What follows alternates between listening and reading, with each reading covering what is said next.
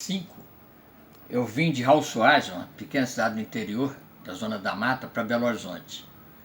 E havia um jornal, Diário de Minas, onde havia um chargista que fazia 5 charges políticas por dia e uma esportiva.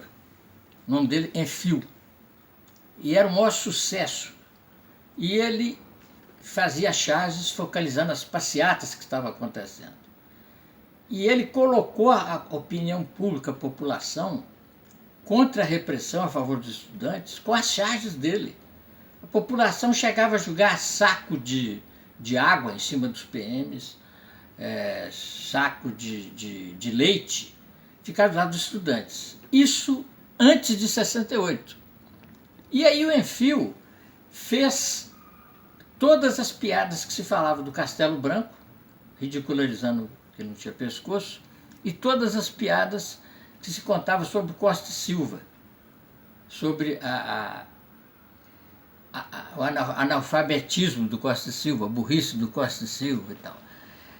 Depois de 68, quando veio o AI-5, não se podia mais desenhar militar, não podia desenhar milico, não podia desenhar ditador. E aí os chargistas começaram a desenhar soldado romano, soldado medieval, carrasco, já que não podia desenhar os milicos. E aí você pode observar que não tem um registro, por exemplo, do ditador Médici, porque não se podia fazer charge com ele. As únicas que nós temos são aquelas, talvez até um pouco herméticas, do Trimano, do Loredano, na opinião. E só vamos ter de novo um chargista retratando o ditador quando o Ziraldo fez uma charge com o Geisel, lá para 76, se não me engano, e que deu um rebuliço enorme, porque foi publicado no Diário Oficial do Congresso, depois foi recolhido, e era um negócio inocente. E a censura, eu trabalhei como chargista diário, uns 3 jornais pelo menos, e fazendo quadrinhos também semanais. Morei no Rio em 74, junto com o Nani. Foi a pior época, final do período Médici, em que fechou o jornal, fechou o Correio da Manhã, fecharam acho que o Diário da Noite. Foi a pior fase da censura. Então a censura foi aumentando a partir do AI-5, que ela se estendeu também à música, né? O teatro, o cinema e tudo. E aí há várias fases da censura. Então, um chargista naquela época, ele tinha que ter a criatividade e a coragem. Ele tinha que ter criatividade e coragem para driblar primeiro o editor do jornal normal que ele trabalhava. E depois de driblar a censura. Então, aconteceu uma coisa gozada. A partir do momento que teve o Pasquim, todos os chargistas que faziam charge diária, e naquele tempo não tinha 3, 4 para fazer charge de jornal, era um só fazendo charge diária, às vezes mais de uma. A gente pensava assim, essa piada aqui não é para esse jornal, o editor vai vetar. Essa aqui é para o Pasquim. A gente guardava para o Pasquim, mandava para o Pasquim. O Pasquim ia tentar publicar. E no Pasquim a censura foi aumentando, até chegar a esse ponto de ter que enviar o jornal a Brasília para ser censurado, voltar,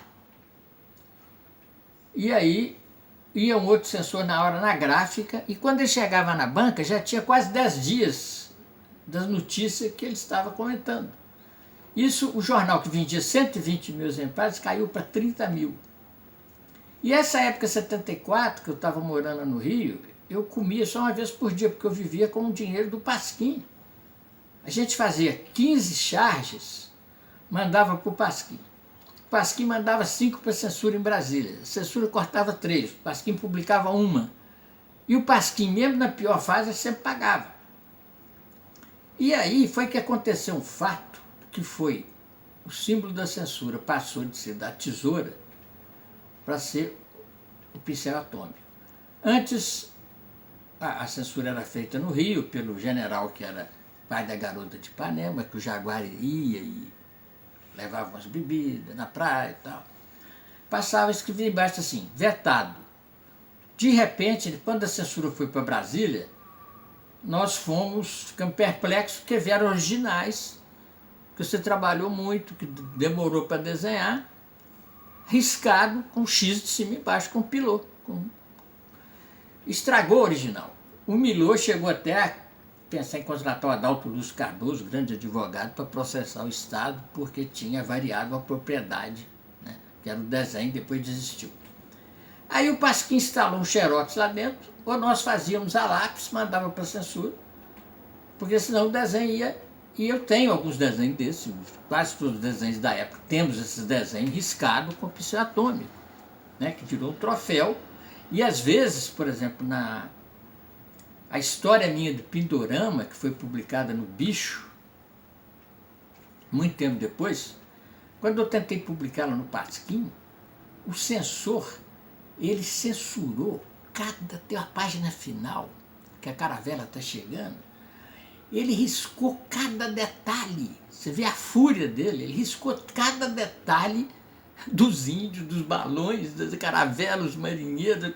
Ele não riscou a página inteira, entendeu? Ele foi um por um, como diria alguém da Globo, cirurgicamente, e riscou cada detalhe que eu desenhei naquela história. E só foi publicado no Bicho anos depois. Então era um exercício difícil. Ao mesmo tempo, eu tinha tanto medo do medo que eu falei, eu não vou parecer bunda mole, coxinha, entendeu? Né? Eu tinha medo. Aí você tinha um medo de a censura, não conseguir publicar, não passar pela censura, então você tentava fazer o boi e a piranha. O boi para a piranha você fazia uma charge bem forte, falava, a censura vai pegar essa aqui e vai esquecer que eu quero que passe, né? Então já sempre tinha esquema, fazia uma bem forte para que a censura cortasse e esquecesse das outras. Falta 1 minuto. 1 minuto. Pode ir, vai.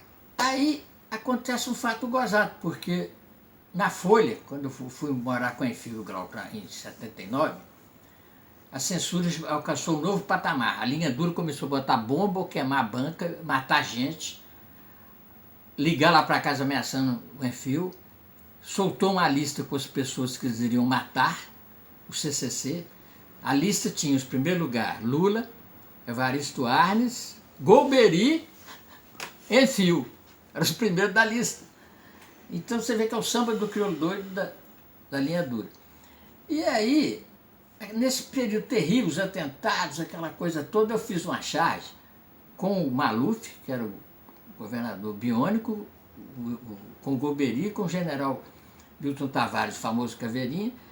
Mandei na Folha, que eu publicava a editoria do Angeli, né, no Vira-Lata. Falei, ela não vai sair, é o boi para piranha, vai sair as outras. Quando de manhã eu vou comprar o jornal, a charge saiu.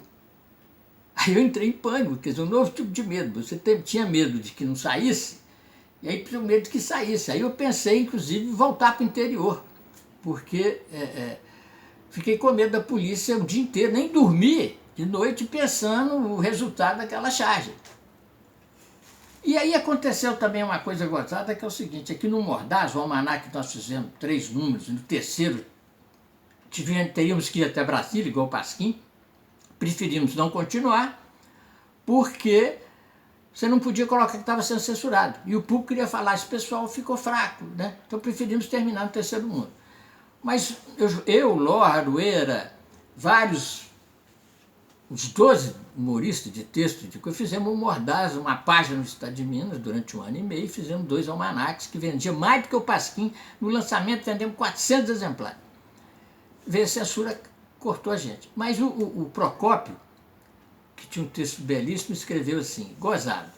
Antes, a gente fazia uma piada de duplo sentido, o eleitor não pegava nenhum dos dois, o leitor. Agora a gente faz uma piada sem sentido nenhum e pega mais de 10. Quer dizer, uma consequência colateral da censura. Com a anistia e o tal fim da ditadura, os humoristas, os chargistas passaram a enfrentar a censura dos editores. Os jornais resolveram fazer o jornalismo pós-moderno. O pós-moderno é a cocaína. Então o negócio era sexo, droga e rock and roll. Aí vem o humor do Cacete do Planeta, humor de direita. E nós passamos a ter que enfrentar aqueles que ficaram, porque a maioria dos chargistas e jornalistas foram demitidos a partir daí. Aqueles que durante a ditadura fizeram alguma coisa foram demitidos em todos os jornais. O Enfio, o Ziraldo foi escrever livro infantil por causa disso. Então nós teremos que enfrentar a censura do editor, que não era a censura burra do militar, era a censura do editor inteligente, pós-moderno, os filhotes de Paulo Francis que ocuparam as redações. E hoje a charge virou entretenimento, virou palavra cruzada, horóscopo, com todo respeito por... A não ser alguns que resistem, como o Bira, o Laerte, o Luiz G., o Duque, o Lute, o Arueira, aquele do Rio, que faz os palestinos, como é que chama? Do Rio tem André Dahmer, tem... Não, o que faz, que é reproduzir até na Palestina, que foi ameaçado pelo Mossad. Latuf. O Latuf, quer dizer, nós continuamos resistindo, tentando fazer charge. Agora, a charge virou quase uma coluna social, a maioria. E esses que eu estou falando, inclusive, por exemplo, o Duque, fazem charge todo dia, mais de uma, todo dia no mesmo jornal. Você precisa ver as críticas que ele recebe. Que é uma maravilha, eu falei que ele é um troféu. Nas redes sociais, né? O pessoal quer matar ele. É um troféu isso aí. Então, durante eu não vou contar tudo que eu passei, nem toda a questão de ameaça, ficar na mira de arma, da rota, eu, Enfio, Tarek, Angeli, Glauco, né? Às vezes que eu quase fui preso, às vezes que... Se for contar tudo, entendeu? Não dá tempo, mas assim... Nós fizemos uma grande coisa, tivemos uma grande importância, a charge, na história, durante esse período. E hoje, com esse jornalismo pós-moderno, ela perdeu. Então, mas nós, esses que estão resistindo, tem que conservar essa chama, né? E seja fazer em outros lugares. Por exemplo, no sindicato, igual eu continuei fazendo sindicatos, para o movimento LGBT, para o Sem Terra, para arrumar alguns órgãos da grande imprensa que ainda mantém o cara, né? Mas a maioria dos chargistas, às vezes tem chargista que não sabe nem que houve o Pasquim. E houve também uma coisa interessante, que muitos chargistas durante a ditadura, essa época no Pasquim, essa censura brava, eles interiorizaram a censura. Eu nunca deixei que isso acontecesse. Sabe, de eu ficar com autocensura. Alguns pararam até de desenhar, alguns bloquearam. E eu falava até com o Nani, né, a gente começou a falar, eles que eu faço e eles cortem, mas eu não vou me autocensurar. O que eu pensar eu vou fazer. E aí, essa dificuldade, por exemplo, no Rio 74, tentei fazer nos quadrinhos um monte de coisa, com o Otacílio, na VEC, com o Coentro, tentamos, eu e o Nani, tentamos várias coisas, vários personagens meus, eu não publiquei, foram abortados, vários projetos foram abortados, justamente por causa da censura. Então, poderia, pelo menos 10 personagens meus que eu nunca cheguei a publicar, porque eu sabia que não teria jeito, ainda mais de ser em quadrinho. A charge você ainda tentava, né, fazer. Então você tinha que publicar a charge e ter a coragem de tentar fazer avançar, quer dizer, se passar pelo editor primeiro, no jornal normal, na imprensa mega medíocre, e passar depois pela censura. Num jornal que eu trabalhava aqui em Minas, a gente tinha um personal censor. Tinha um cara do Exército, não sei se era um sargento, dentro da redação, e ele pregava no quadro aquilo que não podia, quadro de aviso. Por exemplo, não pode falar Dom Helder, nem a favor nem contra. Um dia apareceu lá assim, proibido falar do filho do ministro. Aí nós saímos perguntando, qual ministro? Não, é o Buzaide, que nós já sabíamos o que o filho do Buzaide tinha feito. Qual ministro? O que o filho do ministro? Até hoje eu não sei. O que o ministro fez? Qual ministro? O que foi feito?